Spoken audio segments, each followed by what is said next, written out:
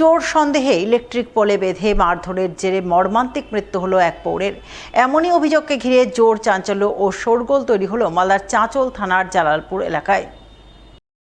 জানা গেছে, মৃত পৌরের নাম এনামুল হক, বয়স 55 বছর। ঘটনায় মৃত পৌরের পরিবারবর্গের অভিযোগ, মঙ্গলবার রাত 10টা নাগাদ এনামুল বাড়িতে খাওয়া দাওয়া করে বাড়ির বাইরে বের হন।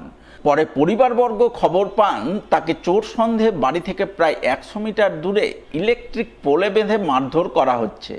এই খবর পেয়ে চাঁচল থানার পুলিশ ঘটনাস্থলে ছুটে যায়। প্রথমে পুলিশ আক্রান্ত পৌরকে উদ্ধার করে হাসপাতালে পাঠান, কিন্তু চিকিৎসক মৃত বলে ঘোষণা করেন। এরপর গোটা ঘটনা খতিয়ে দেখতে পুলিশ তদন্ত শুরু করে। তদন্তে নেমে নুরুল ইসলাম এবং নাসিম আক্তার নামে দুজনকে আটক করে বলে খবর। তবে চোর সন্দেহে মারধরের জেরে এই মৃত্যু নাকি এর পেছনে অন্য কোনো কারণ রয়েছে তা খতিয়ে দেখতে পুলিশ তদন্ত শুরু করেছে বলে জানা গেছে। বাড়ি থেকে বেরিয়েছে মোটামুটি 10:30 11টার দিকে। বাড়ির লোকজন ভাবলো যে হয়তো পেশাব পায়খানা করতে হয়তো বেরিয়েছে, কিন্তু তারপরে যে এত বড় ঘটনাটা ঘটেছে বাড়ির লোক কিন্তু জানছে না। সোয়া 2টার সময়তে যখন আমার কাকার ছেলেকে যখন থানার এই ক্যাম্পের যে ইনচার্জ মশাই আছে উনি যখন ফোন করছে যে এই থেকে এই বিষয়ে, তখন গিয়ে সেখানে ঘটনাটা বাড়ির 100 মিটার পার্শ্ববর্তী লোক যে ছেলে দুইজনকে ধরে নিয়েছে, একজন হলো নুরুল ইসলাম আর একজন নাসিম আক্তার। এরাও এখন স্পটে ছিল কি ছিল না সেটা তো আমরাও দেখিনি, ওটা তো বলতে পারবো না। তো কিন্তু তারা এখন পুলিশের তত্ত্বাবধানে রয়েছে। কিভাবে মেরেছে? মানে পুরো শরীর এই রডগুলো যে আছে বাড়ি থেকে লোহাগুলো দিয়ে মানে এগুলোকে টোটালটা মেরে মানে ফুলিয়ে দিয়েছে এই অংশটা থেকে নিচের অংশটা, এবং 2-3 জায়গাতে আপনি দেখতে গেলে হয়তো বুঝতে পারবেন যে এগুলো হয়তো দাগ লেগে আছে। মারার কারণটা কেন? মারার কারণ তো আমরা এখনো ক্লিয়ার পাইনি, ওটা প্রশাসনের বিষয়, প্রশাসন ওটা তদন্ত করবে। কি চোর সন্দেহে মেরেছে না অন্য কিছু, কি মনে করছেন? আমরা যতটুকু তথ্য পেলাম কি এর কথা বলছে নাকি যে চুরি করতে গিয়েছিল তাদের বাড়ি থেকে। আমরা যতটুকু জানতে পারছি কি যেন আমাদের বাড়িতে তো চুরি করতে আসেনি।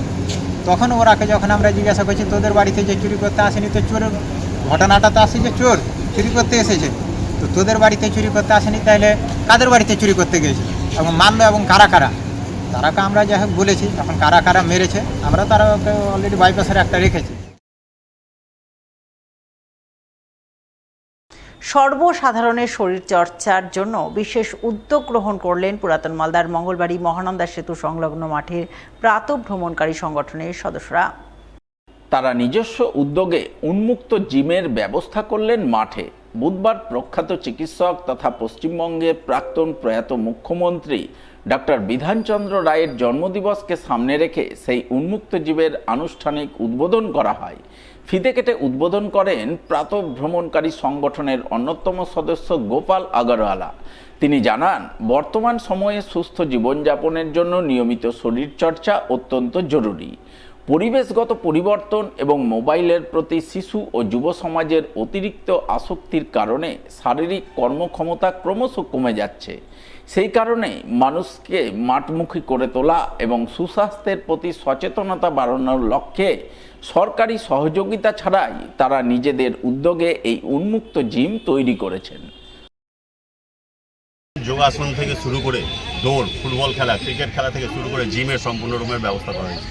ঠিক আছে, আজকে ভারতবর্ষের ইতিহাসে ভারতবর্ষের জন্য এবং ভারতবাসীর জন্য খুবই গৌরবময় দিন। আজকের দিনে ডক্টর বিধানচন্দ্র রায়ের জন্ম হয়েছিল।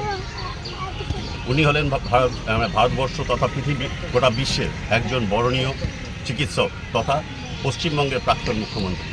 আজকের এই শুভ দিনে আমরা আমাদের জিম এবং যোগাসনের যে প্রতিষ্ঠান সেটার উদ্বোধন করতে পেরে নিজেকে প্রচণ্ড ধন্য মনে করছি।